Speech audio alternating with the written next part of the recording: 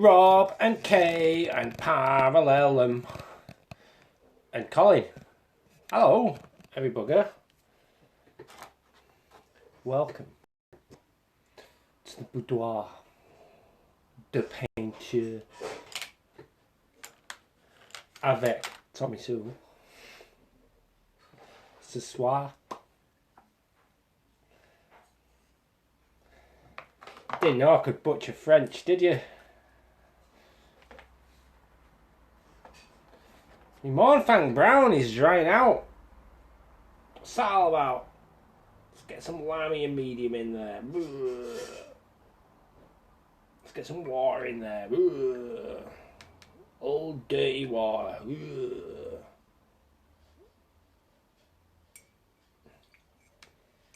Hello, everybody. What's going on? How are we all doing? Are we having a good birthday?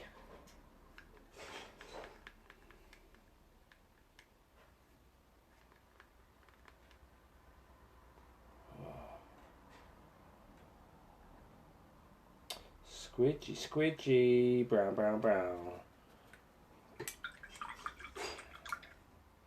Wow, loads and loads and loads of new names there.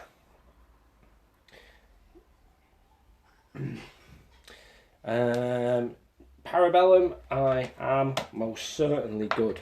I feel a little bit too warm. A little bit too warm indeed.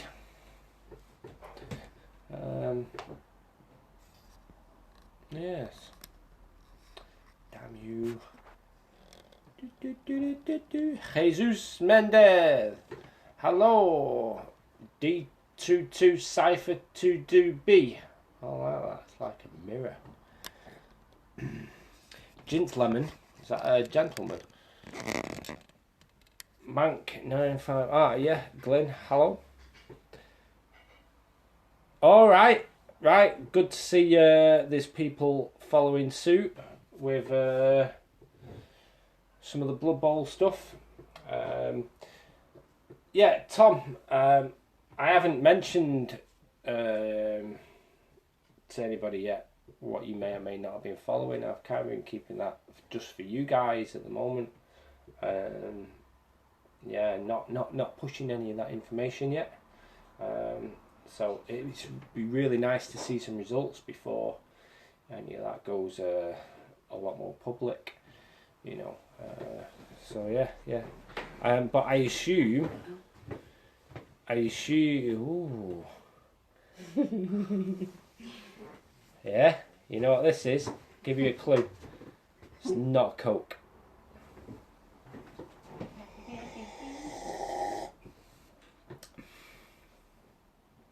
It's definitely fruity.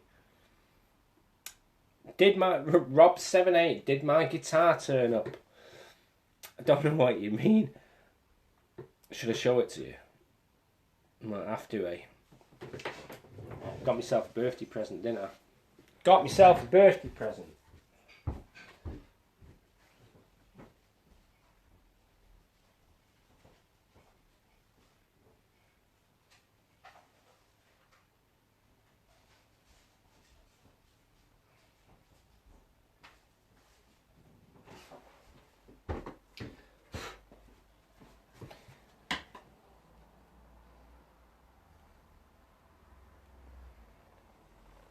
It's like the beginning of Spaceballs.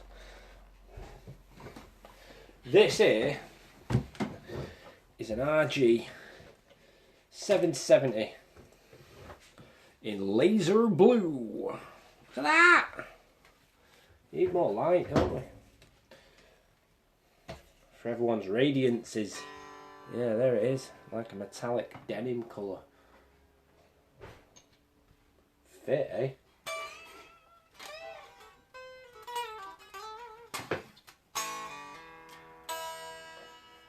Yeah, fitty. Been on my list of most wanted guitars for a long time. And those that know me may ask the question, well, that's like the same as all the rest but a different colour. And you're kind of right. You know, there's just something about the shape that just excites me. It's just a fit shape. It's like the perfectly shaped guitar ever. Yeah, it's just fit. So yeah, there you go. And I don't play guitar much the way I used to on these live streams. Should that change? I know Elle would want that to change.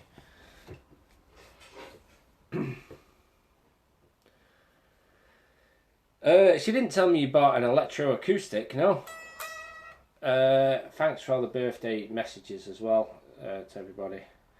Ashhold Art, oh, see you soon, don't I? Hey, is it tomorrow night I see you for a lesson?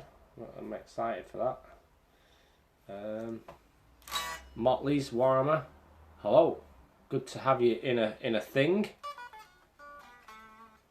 You've never been on one of these before, have you? In fact, there's a few people haven't. Let's see who's in. Parallel, Painting Minis. Oh, Reese Taylor, right, okay. Creature, Robson, Sozzle. Cool name. Alright, so everyone who's in the stream right now has been in a stream before, apart from Sozzle. And basically, Sozzle, what I do is I chat to you all, see what you've got to say. Sometimes it's just to entertain myself, sometimes it's to entertain you. A lot of the times it's to see if anybody pops up with a good painting question, whether it be emotionally based, like motivation in my latest video and things like that, or just painting based. And I like them to kind of be slightly challenging to see if somebody can not necessarily catch me out or anything like that, but to kind of highlight how difficult people make painting for themselves, and for me then to make that appear to you guys in a lot simpler, more digestible and achievable terms, which is what painting is. So like some eagle-eyed of you might notice a small list on this whiteboard behind me here, and one of those subjects here is simple and competent. So what does that mean? In fact, here I go. So like from the beginning, I never saw miniature painting as a 13-year-old kid. I never saw miniature painting as something that was difficult. Alright? I never saw it as difficult. It didn't mean I was good at it. I just didn't see it as difficult. Now, what I did see it as was straightforward. Yeah? So, two words I use there. Simple and competence. Alright? I saw the simplicity of it. And that's what most people don't see. They don't see the simplicity of painting. Alright? Now, painting miniatures can be complicated. It can be complicated. But anything complex is not complex because it's complex. It's complex because it's lots of simple ideas knitted together. Generally in very simple ways. Yeah? And one example of this, you could take one of the most fantastic paintings ever. In fact, you know, I'm sat here looking at a piece. No, maybe that John Blanche might not be a good idea. Let's take this piece of bolt thrower art, for example. I can't even remember who painted this. Yeah, here's a collector's item. Woo. So yeah, you take a piece of art like this, you know, and you look at it and you think, oh my gosh, that's impressive. It's complex, it's busy, it's action-packed, it's atmospheric, there's lots of noise going on. You know, whether it be the rumble of the clouds in the distance, which might be echoing the stomp of titans, or the tread of tracks upon the torn earth. You know, it might be the rack whoosh crump, and anybody who's old school will get that term. The rack whoosh crump of these bolters. Whatever it is, the clanging of armour, you know, there's lots of messages that this piece of art communicates out. Alright? Now, ultimately though, the artist that painted this, unless he was some weird kind of ambidextrous creature, he could only paint one brushstroke at a time. Bear that in mind. He could only paint one brushstroke at a time. You could only start the sketch of it with one sketch of a pencil at a time, you know, one swipe of a pencil. And on and on and on. Alright?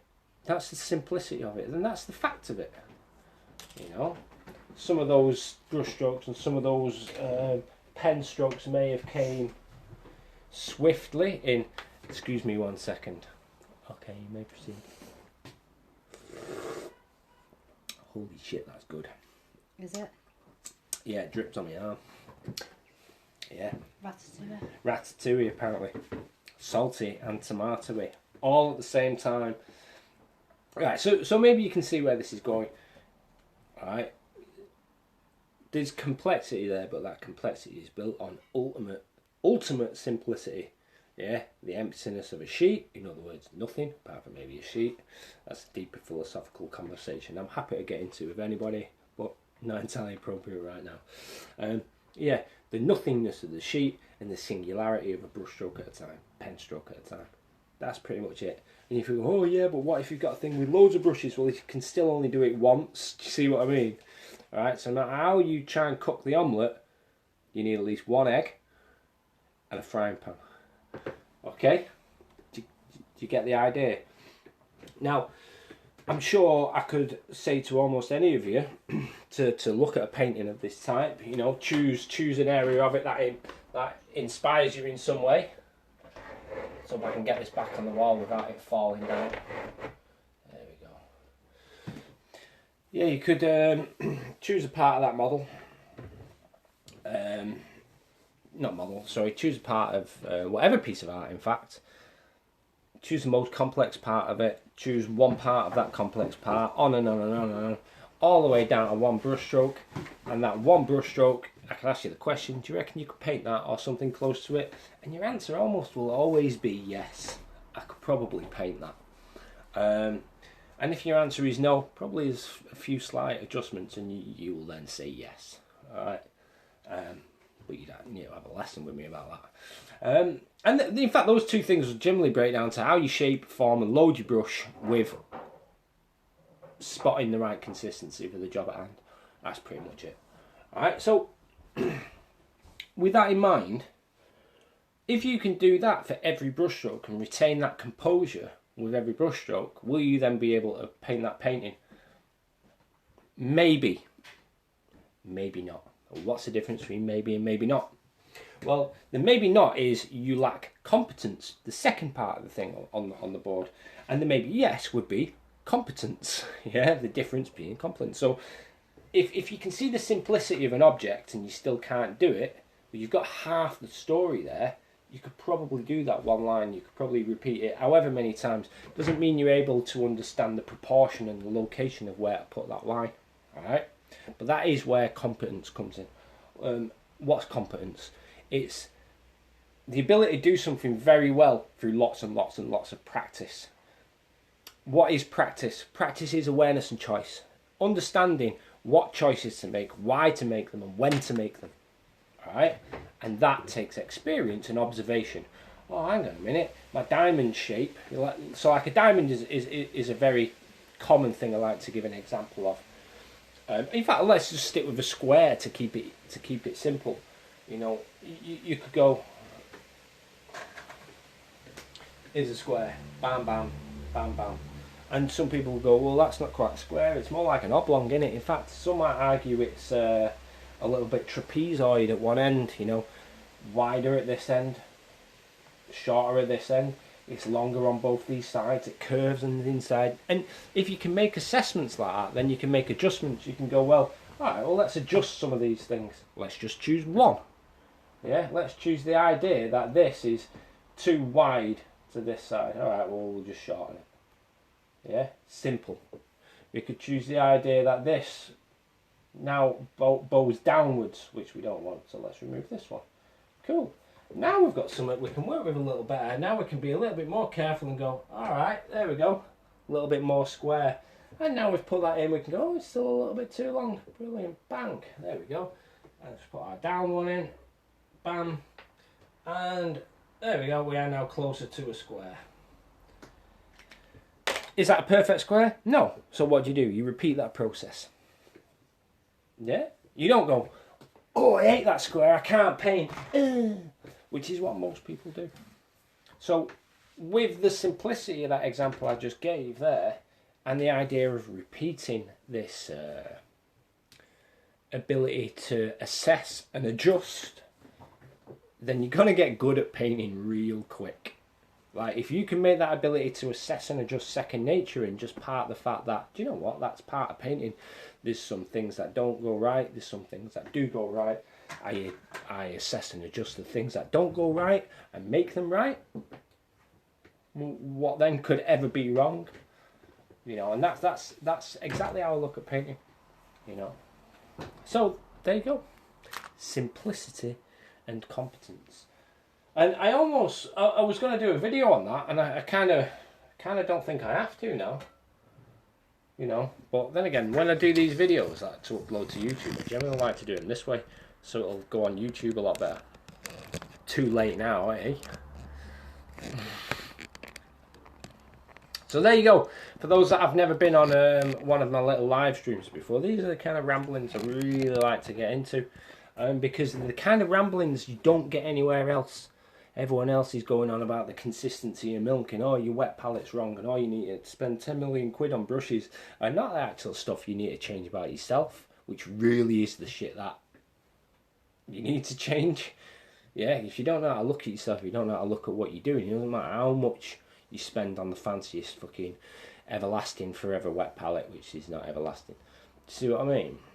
You know, I get stuck in the idea of product over personal development.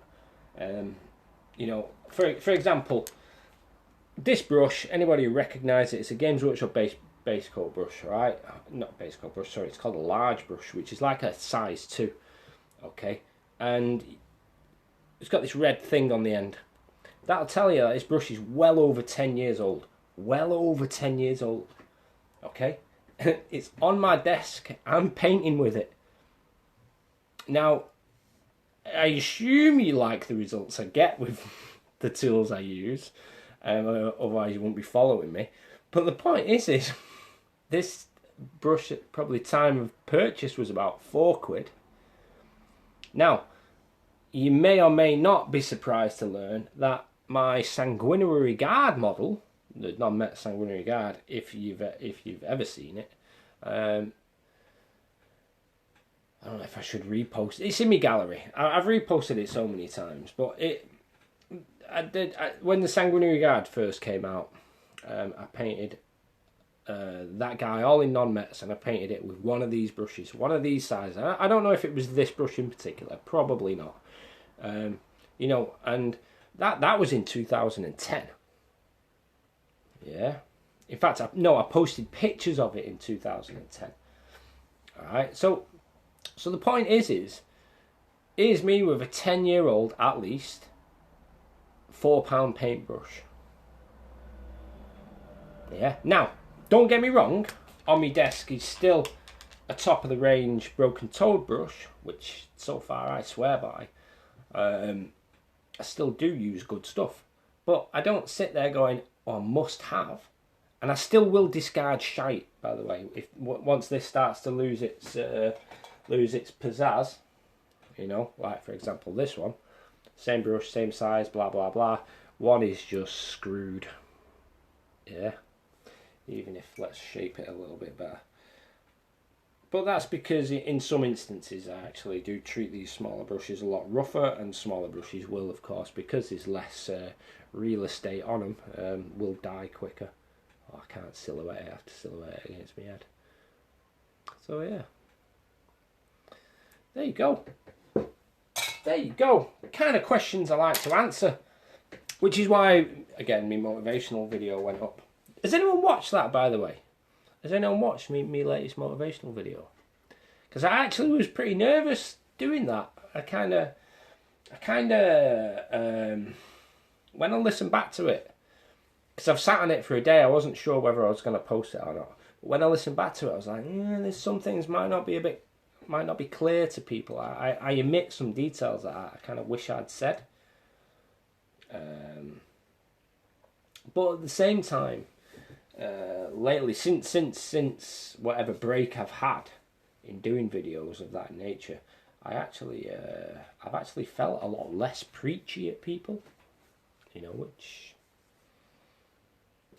at least in a video sense, in in a one-to-one sense like this, in a live sense where I've got you people to bounce off and you guys kind of fuel my chattery fire, if you will. Yeah, just that. I kind of bounce off you guys more. I get preachy at you guys more, and I like it because it's about helping you and it's about me getting these crazy ideas out of my head. Whereas like on YouTube now, I'm not sure if I kind of get that feed, if you know what I mean. Maybe it's just my thirst for human contact is taking me that way. It's nice to see a good few people in, 13 folk. Fishy66, hello Phil Brumby. Oh, I can't say this one. Boo Haj Bedge, is that right? Boo Haj Bedge. Let's do me look at me long eyebrows there, like owl's eyebrows. I actually clip them down with just clippers. It's actually big and quite thick now. So we see if we can do one. You can hear it go clip. Oh no, I can't get hold of them. They're not long enough. Oh, here we go. Here we go. Here we go. No, you can't hear that. Not thick enough and long enough right now. So anyway, not that anyone here really wants to see me clip my eyebrows. I'm sure it would make for rather entertaining TV for some people. But there you go. Phil, thank you. I'm glad you like the gold leg. I like the gold leg. I like the gold leg a lot. So much, a lot, that I started to put together the entire Marine, only to be disappointed by the fact that the Marine itself, when fully assembled, I wouldn't say really makes a good model for doing non-mets on. Doesn't really, I mean, while I could sell the model with non-mets, the model wouldn't necessarily sell non-mets in return. So I'll find a better model or move on to other things. We'll see, you know. Mr. Gibbs, hello, how are you? So, painting minis, yeah, I've seen your latest video. What you say makes sense. Getting started is half the battle. Just do one stroke, yeah. And then what happens after that? You paint one stroke. Do you leave it at one stroke? Motivation is there. It's always there. You just have to tap into it, which is something I say in the other video, which I've reposted because I think it's valuable that you have them both together. Do you mean you've seen me do worse? Seen me do worse than what? So, yeah, going back to the gold legs. Cheers, Andy, by the way. Yeah, Phil Brumbury, are you going to paint a gold leg? I think you should. I think everybody should. Like, everybody should paint a gold leg. Right, let's say you're good enough. If you paint a gold leg and you post it, you'll be inspiring others. There's the first reason, if you're good enough. All right? If you're good enough and it's not a regular recipe you use for gold, then you're going to learn something. You're going to develop something. All right? If you're not good enough, you're going to learn something. You're going to develop something. You might even be surprised to find you can do it. Yeah? I mean, the only way I found out that I could do non-mets was by having a go. You know, you never get good at something you never do. End of story. You know. So, moral workshop. Good evening.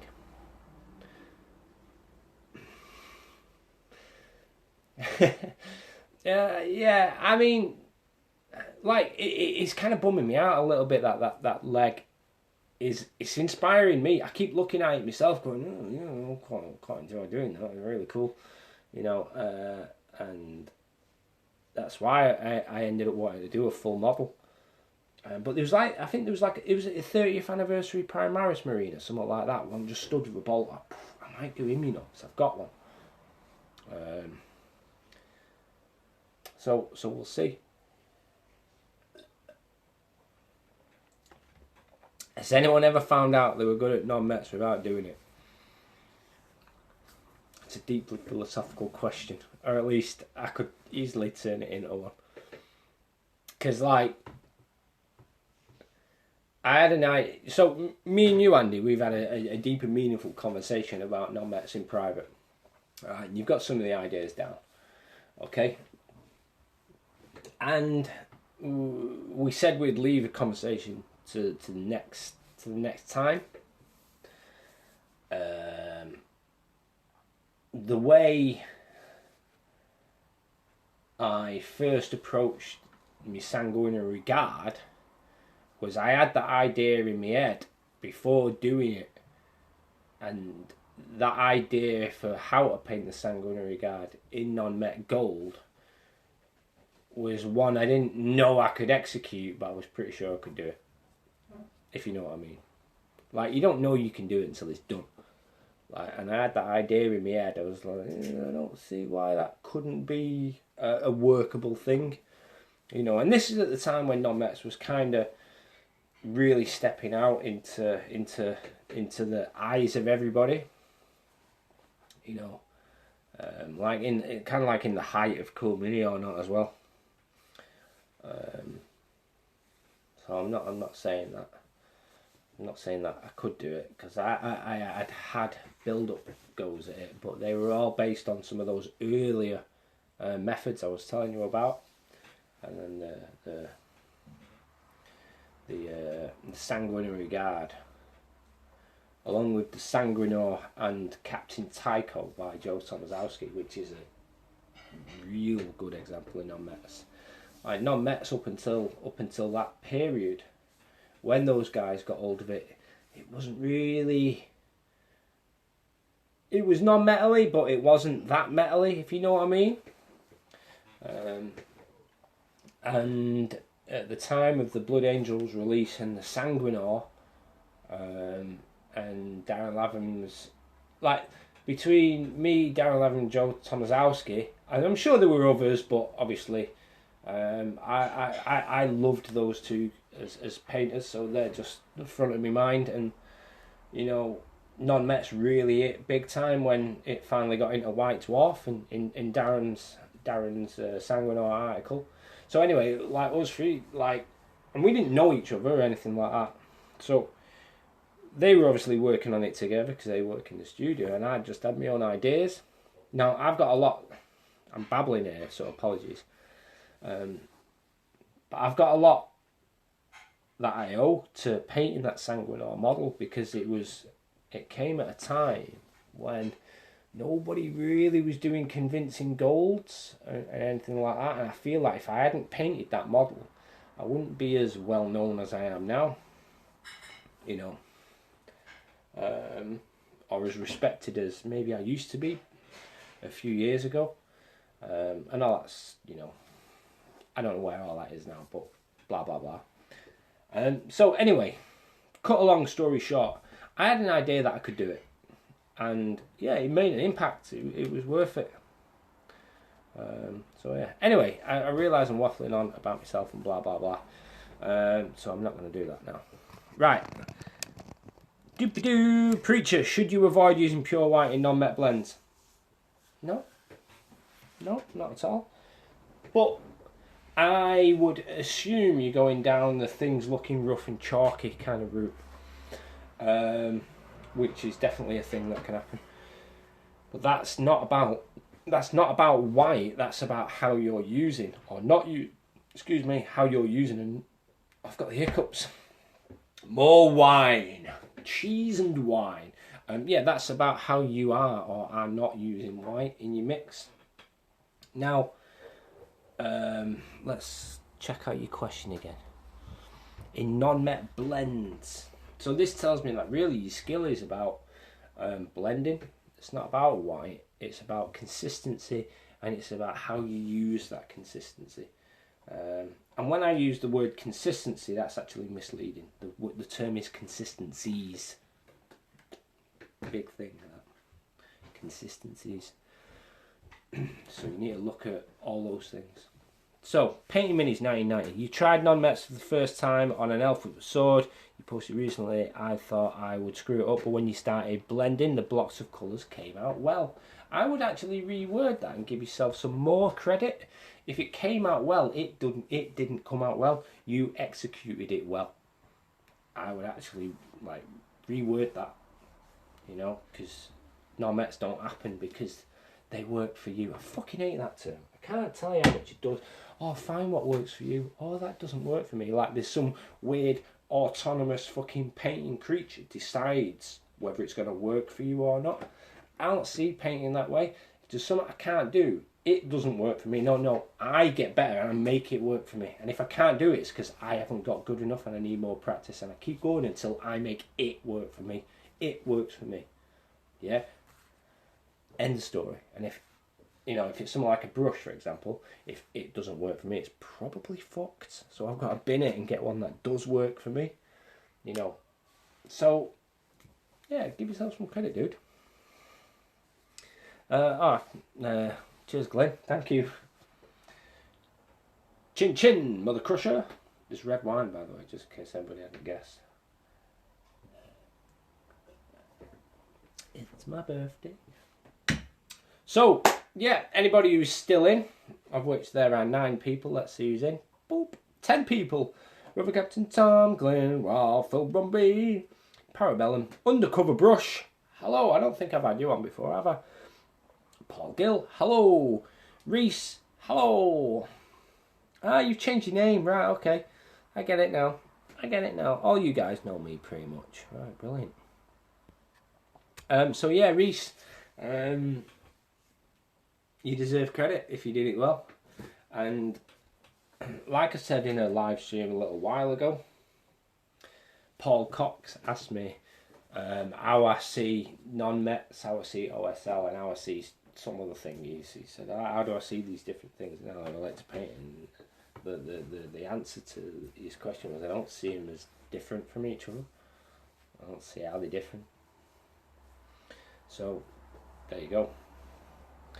Red wine or a glass of Null oil. It would be Carraburg Crimson, sir.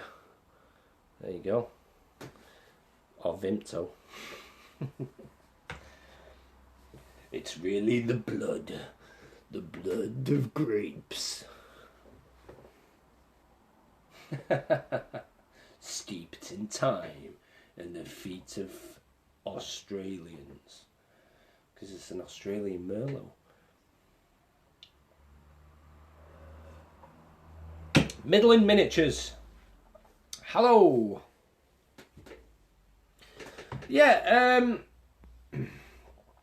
Preacher 40k, autonomous painting creature. Yeah, it's like, if somebody wants to go on at you why a technique doesn't work for them, they're just talking shit as an excuse why they can't practice. So, what one fallback preach from me to another preacher, because I love to preach. I should maybe change my name to the miniature painting preacher. But I don't want to step on your toes, steal your ideas. So one thing that I always fall back on when it comes to an example of practice, I don't know how long people practice for, but if you're going to fall back on, oh, that technique doesn't work for me, and this little technique demon is going, hey, fuck you, my fallback is I practiced one brush stroke for at least 2 years. Yeah, one brush stroke for at least 2 years. I didn't accept no for an answer in practicing one brush stroke. Just get that, yeah? And I mean just like this, one brush stroke. 2 years.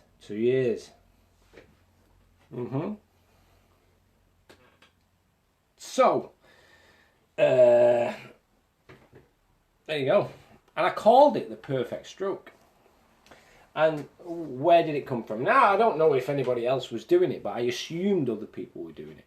So it might not, like in the collective consciousness of us painters, it might not have even been a thing possible, But anyone who's had a lesson with me will see me do some things in one brush stroke that like might bend your mind, because like I'm pretty quick when it comes to painting.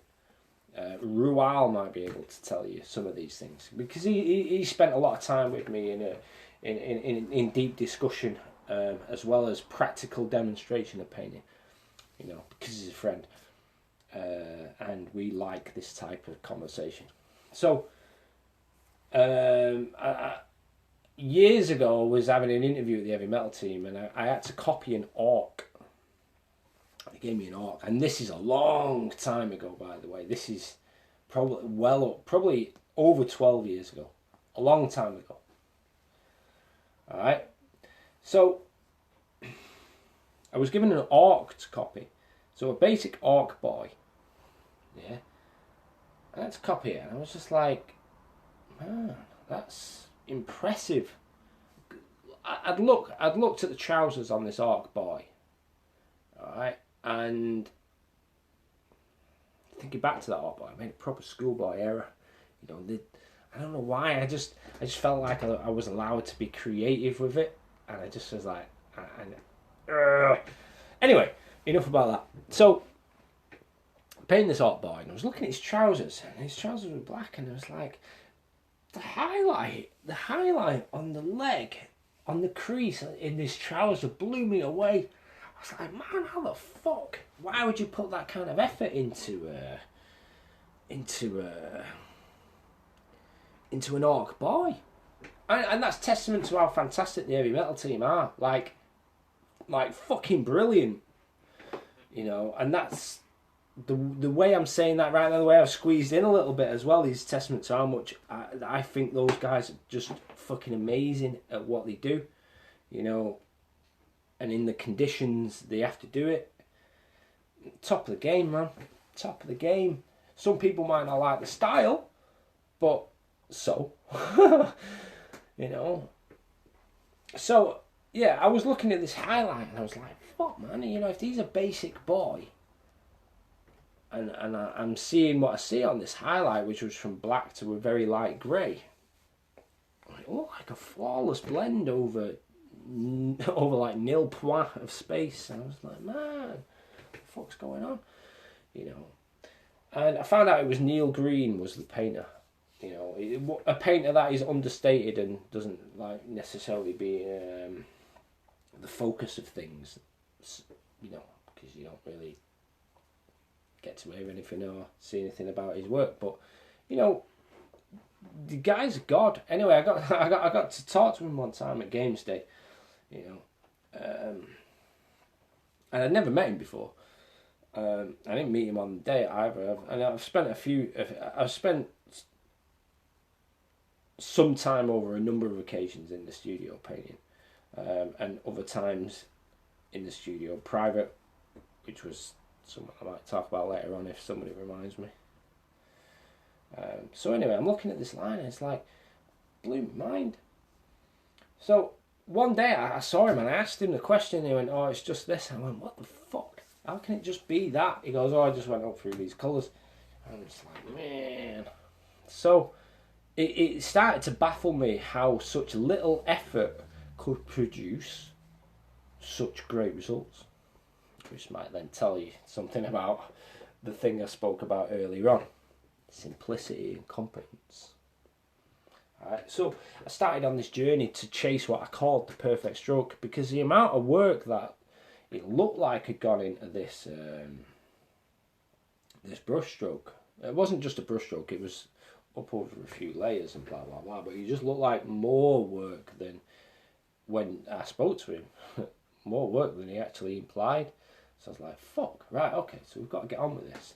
So I chased the idea of getting the most out of a stroke I possibly could, as far as quality goes, as far as properties goes, and I can get it now. It's, you know, it's just second nature to me. I can do a lot of a brushstroke in many different ways, and some people who have had painting lessons with me will be able to attest that. You know, it's beyond just this now. I understand that I do it in over many dimensions and many conditions, and it's a good skill to have now. It's a good skill to have. But anyway, the point being is, I chased that for 2 years, and here's the other mad thing: I didn't know what I was chasing, because I actually don't think I've done what Neil did. I found something else, because I never saw him do it. I only had his description and I saw the result. I don't know if I've actually married those two ideas together and produced what he does. I don't have a clue, you know, because I never saw him do the line, you know. So the point is persevere, man. Persevere. Look at what you're doing. Why didn't that work? Oh, did the painting demon stop me? Or did I just do or not do something that was required of me? You know, I think it was Buckminster Fuller. Buckminster Fuller said, it may have been, in fact, it's not Buckminster Fuller, it's an Australian guy. What was that Australian guy's? It'll come to me in a minute. There's an Australian physicist. He was like Johnny Ball in Britain, but Australian. Cool as fuck. No, not Buckminster Fuller. Julius Sumner Miller. Julius Sumner Miller. Go and look up his lectures on YouTube. They're fantastic. Like, they're from the 60s. Julius Sumner Miller. Right. You should really write it down now. Julius Sumner Miller. So anyway, he says there's no such thing as a failed experiment. There are only experiments that you either did or didn't give the laws of nature. Yeah, that produce the results that results you expect because you did give them the ingredients, or results you didn't expect because you didn't give them the right ingredients. All right.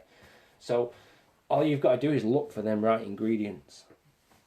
So I spent 2 years observing what I did, what I didn't do on such a microscopic scale that I was able to produce these results over single brush strokes and blah, blah, blah, blah, blah. Now I'm sure many painters can do this thing that I can do. It's not exclusive to me. I'm not sat here going, yeah, I'm fucking brilliant, an individual and blah, blah, blah. Though I'm sure there's... Take a breath. Though I'm sure there's idiosyncrasies about my painting and about the things I do that are particular to me.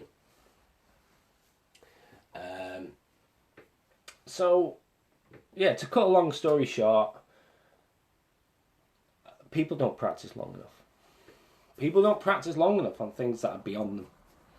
You know, so like I said, I spent 2 years practicing one brush stroke, and I wasn't sat here going, oh, it don't work for me, or oh, I'll never do this, or it was, oh, that's interesting. Alright, I'll see if I can do that again. Oh, that's interesting. I didn't actually do it again. Why couldn't I do it again? Oh, that's interesting. I did do it that time. Oh, that's interesting. It was always interesting to me. The idea of failing and what I saw failing was interesting. You know, the idea of succeeding and what I saw when I was succeeding was interesting. It was always interesting. You know, it wasn't about winning. It was about learning. It wasn't about necessarily the accomplishment, or rather it was about the accomplishment, but it wasn't less about the learning to get there. I got a kick out of it. I'm being summoned now. Being summoned for a birthday meal of ratatouille and some kind of roast lamb on my birthday. I did intend to say painting, but you got me on I think a good one tonight. I think I was on form. So I'm doing another couple of these. I've got 2 more pairs of Blood Bowl dudes to paint, as well as Griff Oberwald. And part of me is a little bit apprehensive about Griff Oberwald, because when I undercoated him, there's like a little hair from somewhere got stuck on his face. I had to remove it with a craft knife, and it's just like, I don't know what damage I may or may not have done, but it couldn't stay there. So it's like, I'm glad his face is partly covered up. You know, we'll see. I might have got away with it, but at the same time, I might not. You know. Oh, hang on a minute. Preach 40k. You saw me apply that one-stroke technique to a Stormcast hammer when you were looking after the Stoke Hanley store. You even gave me now, dude. Now that is not the same brushstroke. That's not the brushstroke I practiced. That brushstroke is a result of getting to understand. Remember I said once I'd learned that brushstroke, it started to turn into many other areas. The ability to apply it elsewhere, yeah. What I demonstrated there for you was an offshoot of that. Yeah, I'm glad you popped up just to to maybe verify to all these people I'm waffling to that I'm not talking shite. You know, sat here going, so fucking awesome. So you get the idea though.